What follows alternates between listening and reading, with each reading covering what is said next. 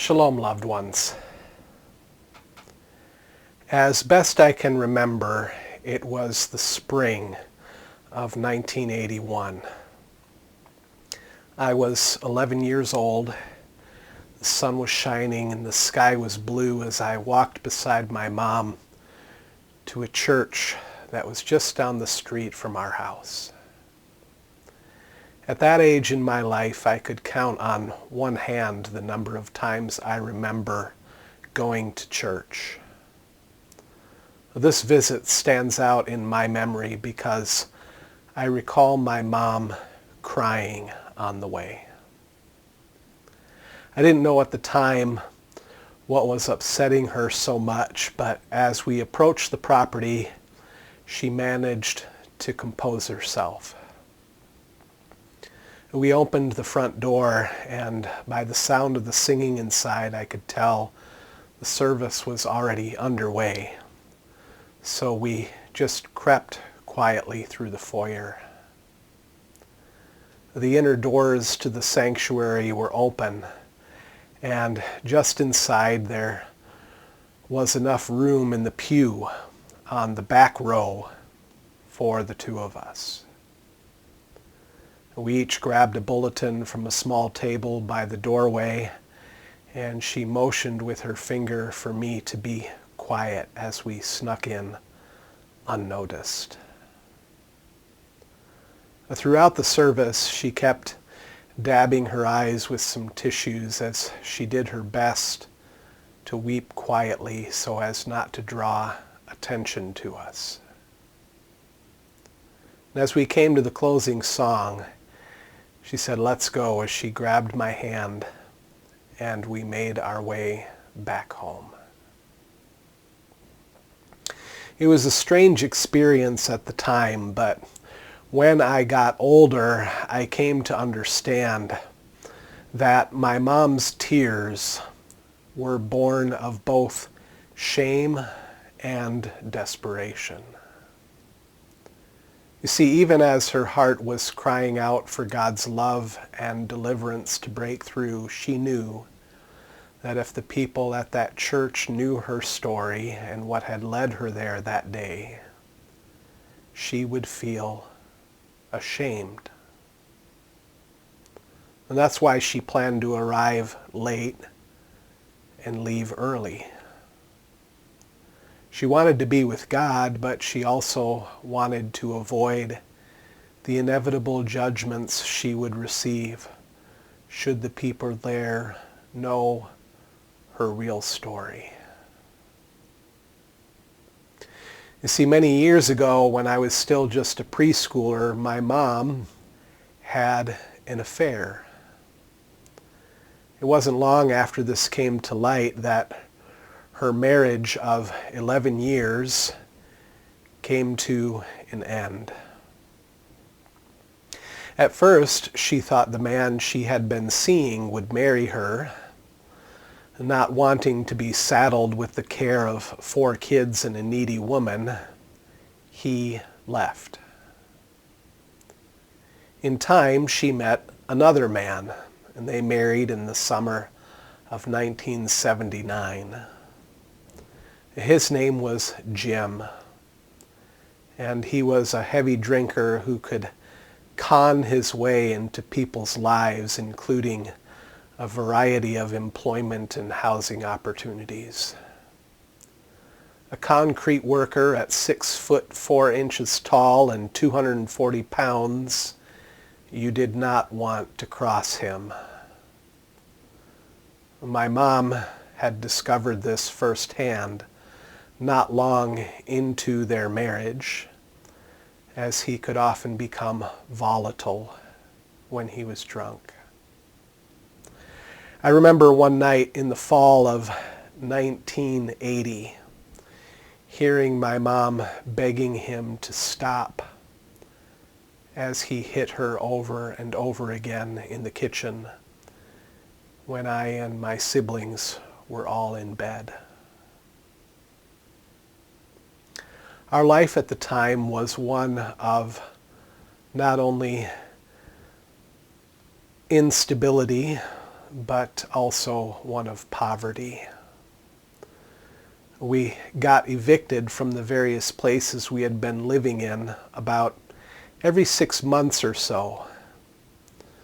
In the first 4 years of their marriage, I went to 7 different schools in 4 different cities across 3 different states. Because Jim was irresponsible with money, we often had our utilities disconnected and very little food in the house. So before my mom had even been married to Jim for just 2 years, she was desperate, looking for a way out. And that is why she went to church that day in the spring of 1981. The sad part is, we never went back to that church. I think it's because my mom knew that she would feel ashamed, both from within and without. Today's story in John 9 is a story that highlights the sad reality that this dynamic of shame and shaming is nothing new to those who claim to be followers of God. It's a story in which Jesus notices a blind man, and his disciples ask him, "Teacher, why is this man blind? Is it because his parents sinned, or is it because he did?" Jesus, after correcting their faulty either-or thinking, heals the man. And when the miracle comes to the attention of the religious leaders, they ask the healed man who it was that healed him. And this sparks a debate about the nature of the healer. Is he a good man or a sinner? The religious leaders assume he is a sinner because he broke the law by performing the healing on the Sabbath. But the healed man, of course, knows that Jesus is a good man. So he speaks in defense of Jesus. At which point the story comes full circle when the religious leaders themselves declare that the man doesn't know what he is talking about, since he has been, quote, steeped in sin at birth, unquote.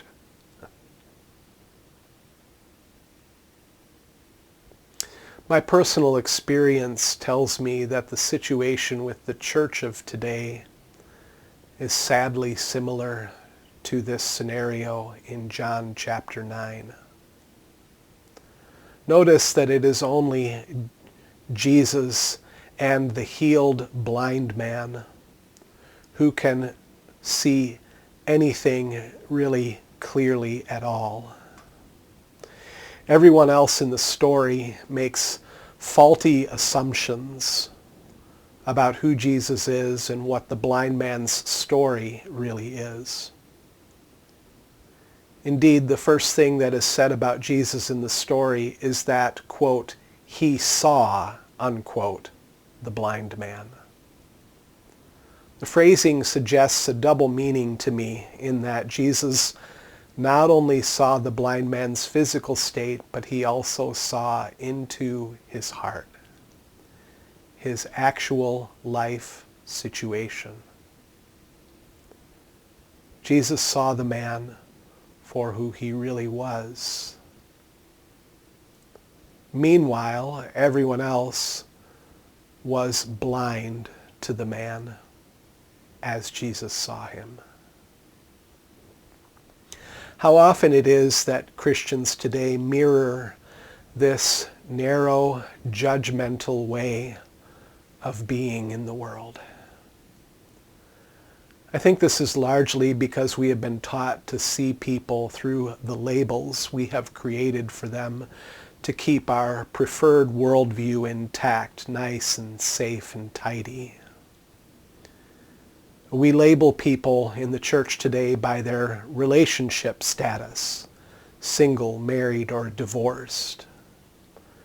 We label people by their sexual orientation, their gender identity, or their political affiliation. We label people by their theological leanings, whether conservative or progressive, evangelical or deconstructing. Too often the implicit messages I often hear from the church of today asks, what's wrong with you that you think the way you think and do what you do? What's wrong with the way you are? It's no different than how the disciples and the religious leaders viewed Jesus and the blind man. What's wrong with him? What's wrong with his parents that this man is this way? This propensity to see others according to their labels is a stigmatizing force. Perhaps what is most insidious about this process is that it leads to the internalization of deep-seated shame on the part of the person who has been shamed. It doesn't take long for the shaming voices that come at us from others to alter the way we see ourselves and think of ourselves. Pretty soon we begin to tell ourselves the lie that our lives are defined by the labels and stigmas that others have put upon us. But the story in John 9 gives us a way out of this cycle of shame. The story in John 9 tells us that once you are seen by Jesus, truly seen, there is nothing and no one that can stop the healing that changes your life from the inside out. The call to the church today is to practice seeing with the eyes of Jesus, to see your own life in the light of his love, and to see the lives of others in that same light.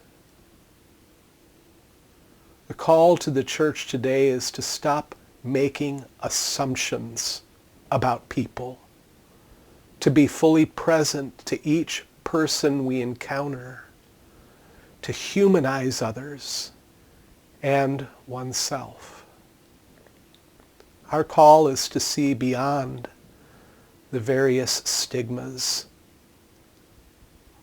that we would put upon people and that people put upon us. It is sadly ironic that Christians today so regularly stigmatize so many people, because it is by the stigmata of Jesus, the nail marks in his hands and feet, it is by the stigmata of Jesus that God has ministered healing to all. No matter your background, no matter our mistakes and regrets. It is in the cross of Christ that we see on full display the deep, deep grace of God for us all. It is in the death of Jesus that we behold the self-emptying love of God. When God looks at you, God looks through the holes in Jesus' hands, as if looking closely at your life through a lens of love. Indeed, in Isaiah 53, the prophet foretold that it is by the stigmata of Christ that the stigma of our life is healed. This is why the practice of simply holding space for one another, whether through one-on-one or group spiritual direction, is so important in our little PlayWell community. It's a way for us to set aside our propensity to stigmatize others and to see each other as Jesus sees us, so that we can begin to see ourselves the way Jesus sees us. Like the blind man in the story, to be seen by Jesus in this way is to be healed. To truly see and truly know that we are loved through and through, beyond all of the judgments of others. Dearly beloved, whatever shame you may suffer, whatever regrets you may have, whatever choices you wish you could make differently, whatever labels the world or other Christians might put on you, my prayer is that you would know in the depths of your being that Jesus sees you. He sees the real you, and he loves you because he loves you, because he loves you. His love has the power to heal us of all our deep sadnesses, the tears that would blind our eyes. Even now, I pray that you would feel him touching your eyes with his hands,